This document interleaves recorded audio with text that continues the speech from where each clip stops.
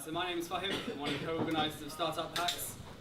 River is one of the others, as is Christian in the back. So we pretty much formed this back in Manchester in around January, February, just thinking, how can we get the best and the brightest young developers, designers, entrepreneurs in the same room to try and create a startup within 48 hours, right? And a number of people have come from all over the UK. We've had people come from Dundee, Glasgow, yeah, there we go, that's it.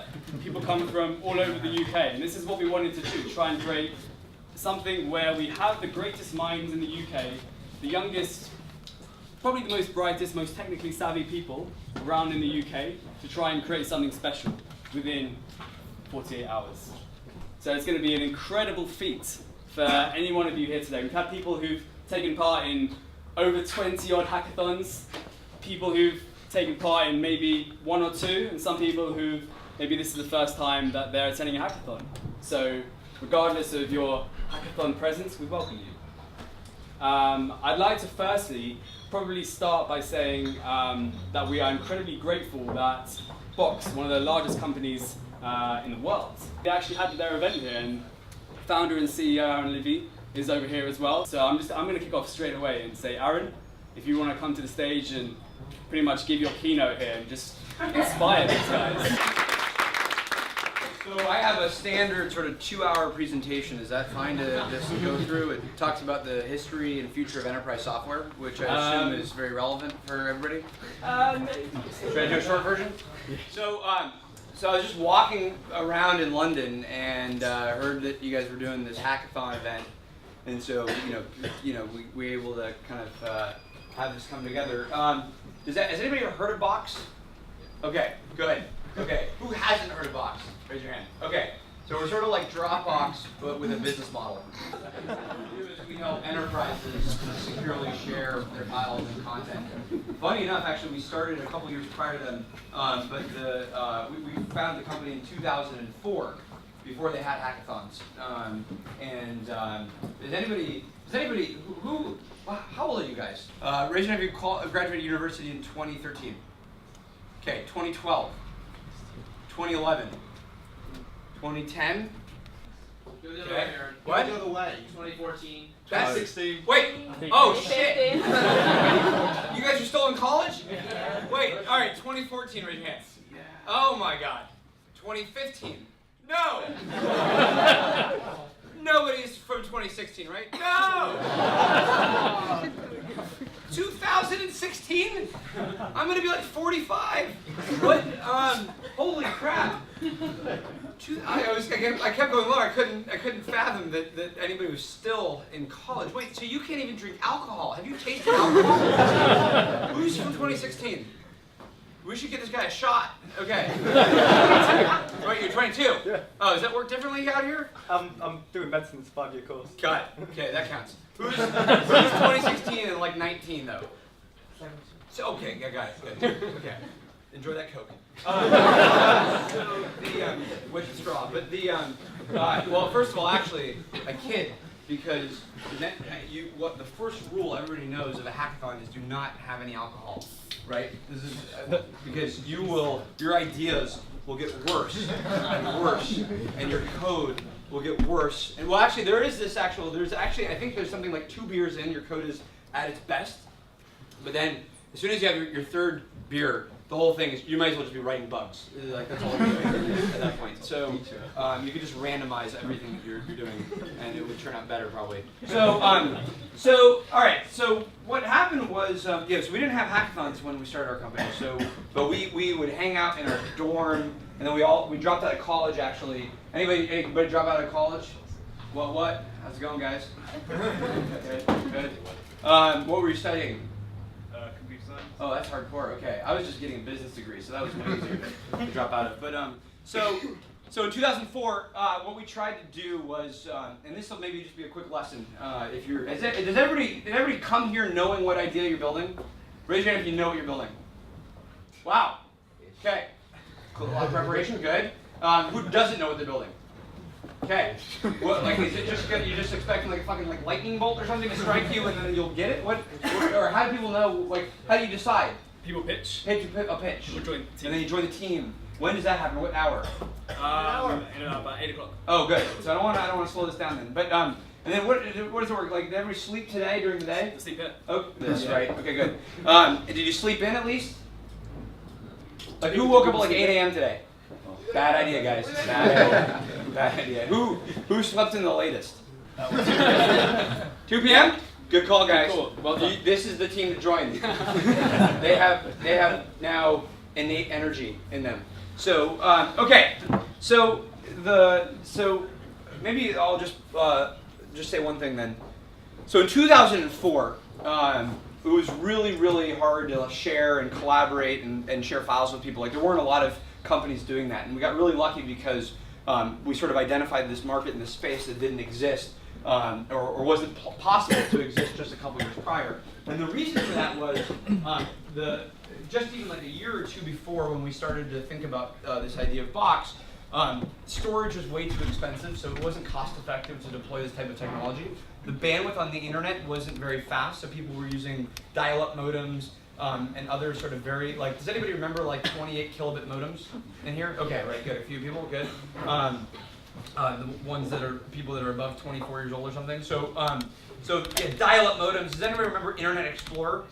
Okay. Like, you had Internet Explorer, which is like the worst browser ever. I don't. They shouldn't even be called. It shouldn't be allowed to be called a browser. So so basically, you had just this really bad setup of technology, and all of a sudden, a bunch of factors flipped. Storage was way cheaper to buy and deploy.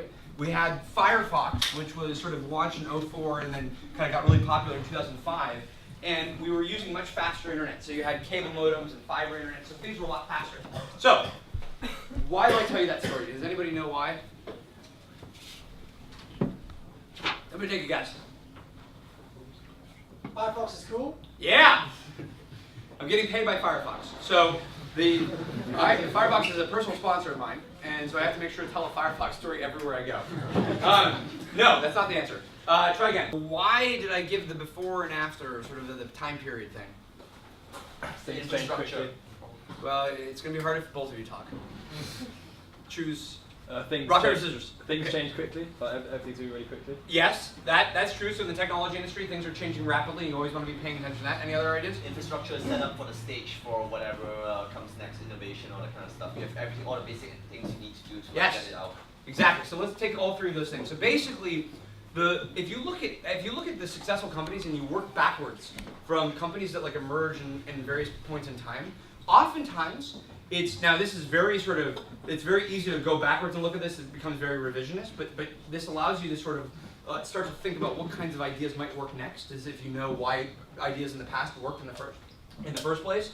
And the idea is that certain conditions are necessary to create and allow new ideas to succeed.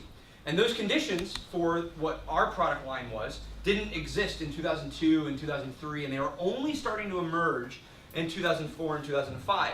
And so why that's so important is you want to be able to see what are new conditions that are just emerging right now that you're going to be able to sort of ride on top of. That as those conditions continue to improve, as more people have them, as they're more ubiquitous, you get to sort of grow and benefit at the rate of those sort of conditions changing your potential customers. Because if you do something that was possible 5 or 10 years ago, it's more often than not the case that either somebody else has already tried it and there's some reason why it won't succeed, or it's going to be very hard to differentiate yourself from other companies that also could exist and could leverage this. So you want to find new conditions, whether it's the fact that you have infinite computing now in the cloud, whether it's mobile devices that allow for some kind of new user experience, if it's not some new social norm. So Facebook emerged at a time where the social norm around the internet and privacy was changing. It wouldn't have worked as an idea in 1995, even though the technology was there. So you want to make sure that you're driving on something that is going to be able to grow at a very, very fast rate that you can get behind, and that the conditions are setting you up and your product up to really work in the new way that people are either communicating or being entertained or experiencing some of the consumer or personal lives. That's how you want to think about sort of the technology side. Now, let me tell you one more thing. Has anybody read Innovator's Dilemma or Innovator's Solution? Okay, 2 guys. What? 3? Okay, you read it?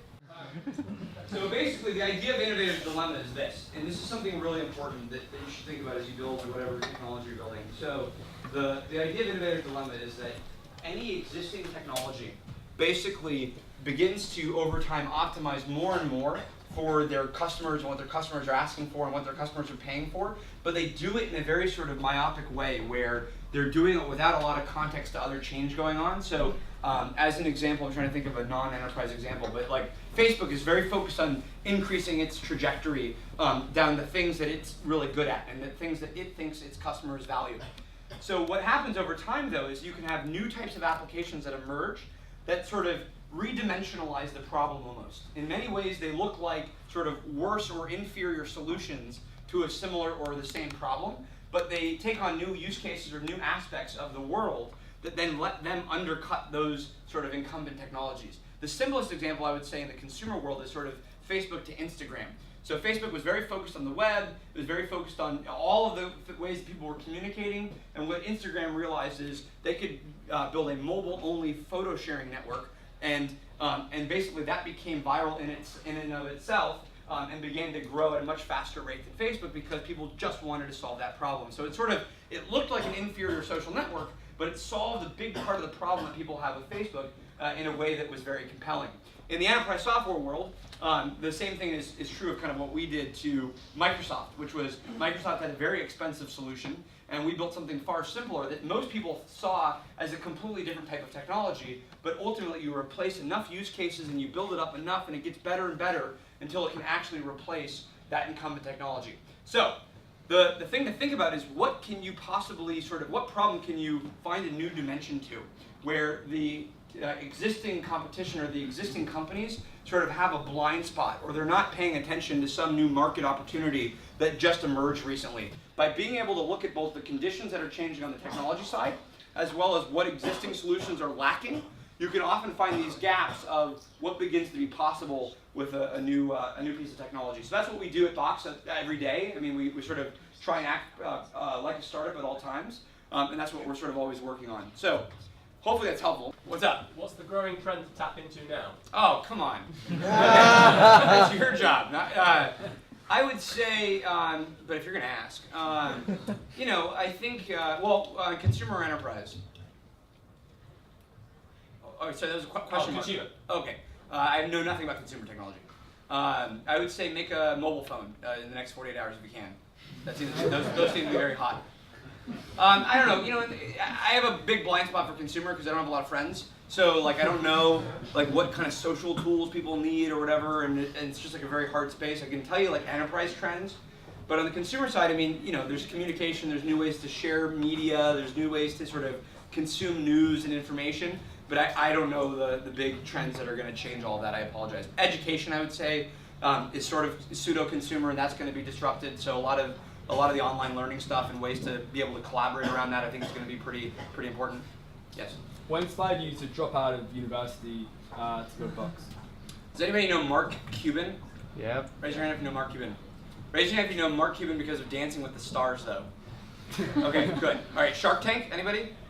Okay, does anybody know what Mark Cuban did in the 90s? He created this company called Broadcast.com, so maybe you could do the new version of Broadcast.com. But basically the idea was be able to stream live sporting events, any kind of live thing that you wanted to be able to view over the internet. He sold the thing for $5 billion to Yahoo. And then a day later he sold all his Yahoo stock because he thought Yahoo was going to crash. So it turns out he's both probably evil and right. So he's really good, but he basically was our angel investor while we were in college.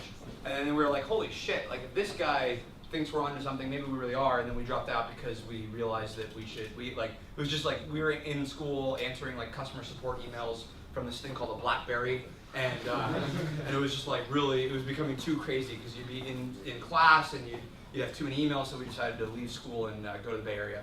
And what's your crisp advice, I guess, to aspiring / first-time entrepreneurs that you give based on your journey? Yeah, build really, really great companies if you can. And make sure that your ideas are awesome at all times. It's simple. Let's say 3 things. Again, build something that is leveraging new conditions that didn't exist a couple years ago, or else you're just going to have a huge and a hard time to differentiate. think really carefully about things that you're passionate about.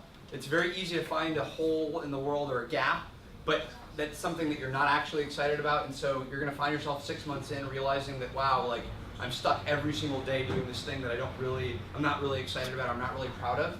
You wanna make sure you're always spending your time on things that are gonna be exciting. The only reason why you start a company in the first place is because you want to control your destiny more. You want to be able to build what you want, and so don't ruin that by going off into something that looks sort of glamorous, but only because of some moment in time kind of experience.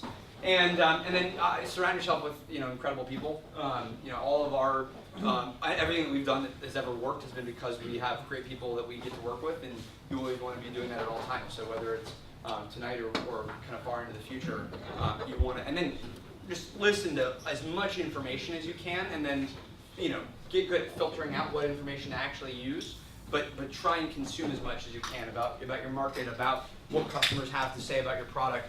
All of, again, the best ideas have really been that synthesis of somebody, a customer, a partner, a potential customer telling us something, and then that filtering through an employee who then comes up with a better idea for it, and that process of bringing in information and then optimizing on it is just so critical to building up a startup. So cool. All right, thanks a lot, guys. Good luck on everything.